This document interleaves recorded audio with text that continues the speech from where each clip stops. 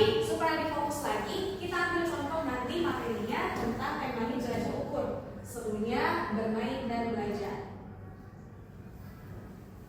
Cerita sedikit ya Bapak Ibu, pengalaman yang saya ingat. Jadi dulu waktu saya kelas 2 SD, saya punya penggaris.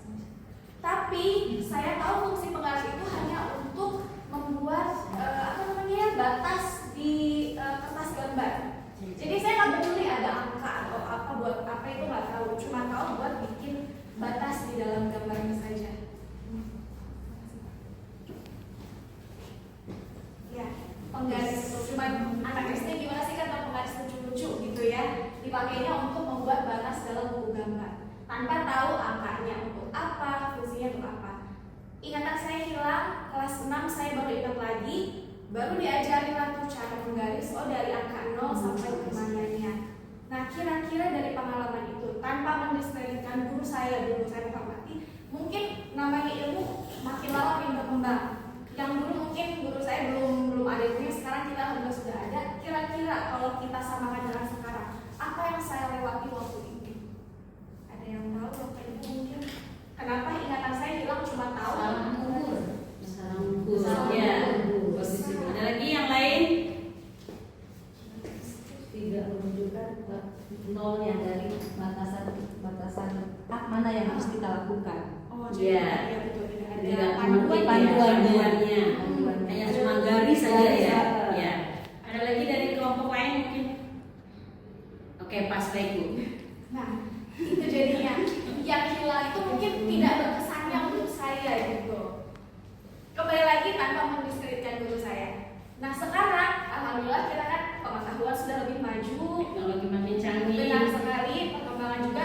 Dengan inilah ada matematika gembira. Bagaimana untuk menerapkan pembelajaran matematika dengan model kerangka bergembira itu supaya lebih bermakna untuk peserta didik. Menarik. Ya. Baik, nah ini ada tujuan. Tapi sebelum tujuan kita explaining dulu, kayaknya bukannya serius-serius nih. Mungkin diawali dengan kaget tadi. Astagfirullahaladzim saya ya. Baik, kita akan ber-explaining dulu Bu ya. Boleh ikuti saya, boleh sambil berdiri, yang nggak boleh sambil tiduran Bu ya. Karena juga saya.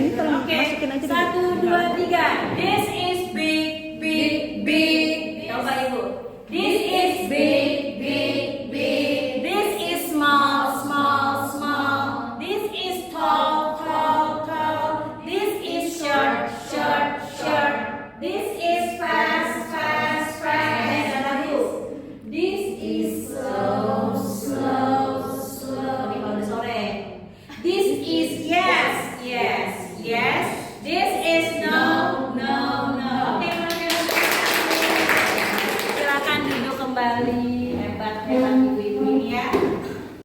Di mana saja yang membuat anak tidak takut, di matematika, pengukuran.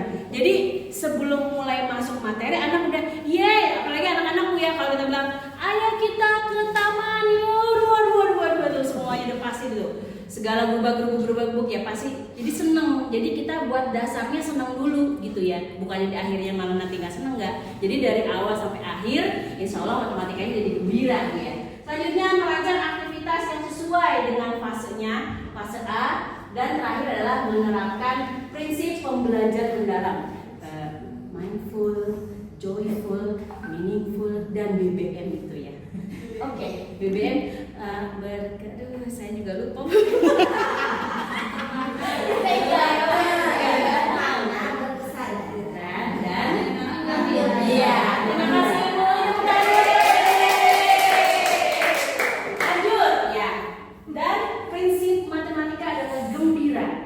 Gembira itu ada GEMBIRA ya, di mana G itu adalah gali dan eksplorasi. Kita menggali, jadi kita membuat anak itu mencari sendiri dan kita pandu. Yang berikut adalah membuat konten, aktivitas, mengikuti murid, dan terakhir adalah rayakan dan apresiasi. Lanjut. Nah, matematika gembira dengan menggunakan model pembelajaran yang disesuaikan. Lanjutnya, Oke, gali dan eksplorasi ya. Yang akan dilakukan adalah menggali capaian pembelajaran. CP-nya apa ya? Terus kita kaitkannya dengan hal apa ya? Dan mengeksplorasi konteksnya. Contoh pada pembelajaran fase A. Nah, murid mampu membandingkan dan mengukur panjang berat waktu dengan menggunakan satu tidak baku serta mengkomunikasikan hasil pengukuran dengan secara informal. Misalkan kita mau mengukur pengukuran tidak baku dengan jengkal, depak, langkah tubuh ya, itu bisa dilakukan di kelas atau bisa juga dengan dilakukan di luar kelas ya. Saya ada alat ukur tidak baku, boleh ikuti Bu, boleh ikuti, boleh sambil berdiri deh karena ada gerakan berdirinya. Satu lagi Bu, ya. Tepuk alat ukur tidak baku. Ini jengkal, ini hasta, ini depan, langkah. Langkahnya begitu Bu. Langkahnya sekali lagi Bu ya. Tepuk alat ukur tidak baku. Ini jengkal, ini hasta, ini depan, langkah. Oke. Lanjut Bu Santi. Baik. Dari pertanyaan kalau kerjain materinya itu tentang apa? Ini matematika kan banyak dari CP-nya. Tadi ada pengukuran panjang, berat dan segala macam. Kita pilih. Untuk yang kita lakukan di sini adalah menentukan tujuan pembelajaran berdasarkan CP yang sudah dipilih. Maunya apa? Contoh kita ambil tentang pengukuran panjang. Kan ada banyak, kita ambil pengukuran panjangnya. Tujuannya jadinya murid dapat mengukur panjang benda menggunakan alat ukur tidak baku dengan cara yang benar. Jadi ambil satu saja dulu. Lalu kemudian kalau sudah dapat tujuannya, kita buat aktivitas. Lagi berangkat dari pertanyaan ini yang RP, gimana inginnya kerangka RPP, maka selain kerangka RPP yang kita buat, ada juga yang harus diperhatikan, yaitu prinsip pembelajaran mendalam yang tadi sudah disinggung ya sama biasa. Kemudian masukkan elemen 7 KIH, tentu sudah tahu ya Bapak Ibu ya. Itu dipilih aja mau yang mana, lalu buat apa dan juga penilaiannya. Ya, baik Bu, untuk aktivitas ini kita langsung bagi menjadi 5 kelompok ya. Aktivitas 1 adalah engklek, jadi nanti anak membuat engklek boleh menggunakan menggunakan alat ukur langkah, membuat engkleknya dengan alat satuan tidak baku. Yang kelompok kedua nanti membuat media coklat ya, media coklat dengan alat ukur tidak baku dengan jengkal.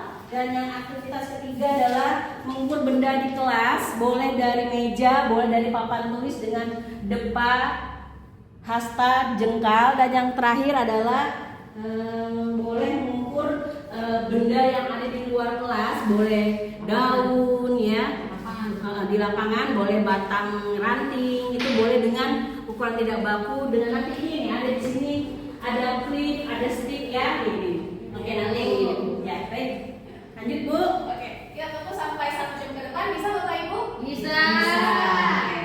Lanjut ya Bu. Iya, lanjut. Nah, setelah aktivitas tadi ya, kita lihat nanti kan pasti pemikiran ada murid gini, aku nggak mau mengukur meja itu, dia juga udah mengukur gitu. Padahal semua kelompok itu harus mengikuti pengukuran tersebut. Padahal kita juga harus memberikan miskonsepsi ini tuh jangan sampai terjadi lagi dan terjadi lagi gitu Bu ya. Jadi kita harus membenarkan bahwa kalau namanya pengukuran jengkal itu tiap anak jengkalnya berbeda-beda. Dan cara mengukurnya kadang nih anak nih begini nih Bu. Nih, nah, harusnya kan dia di apa sih namanya, direntangkan dan ditandai di kelingking lalu seperti ini. Nah, yang terjadi biasanya anak begini. Iya. Jadi comot ya? Iya gitu. Atau juga dia gini aja. Harusnya direntangkan gitu. Jadi kita juga harus membenarkan cara mengukurnya dengan benar. Seperti itu. Setelah itu ada pembenarannya ya Bu ya. Iya, Kita ada teruskan pembenarannya. kembali supaya tidak salah. Tadi contohnya sudah dijelaskan oleh Kak Barsa juga. Lalu berikutnya adalah rayakan dan apresiasi. Nah, di sini kita merayakan keberhasilan kecil yang dicapai anak. Walaupun tadinya dia jengkalnya kayak gini nih, dia bisa begini, kita kasih apresiasi walaupun sebetulnya yang nggak ini banget ya, nggak Iya. bisa banget, tapi itu adalah sebuah keberhasilan untuk anak. Kita apresiasi, dia makin termotivasi, makin bisa lagi nanti jadinya. Amin. Oke. Ya. Oke, kalau sudah ada pantun dari saya, Bu. Lanjut. Belum. Belum. Pergi ke kebun memetik buah nangka. Cakep. Buahnya diikat sama cing baba. Artinya Panjang diukur dengan jengkal dan depak.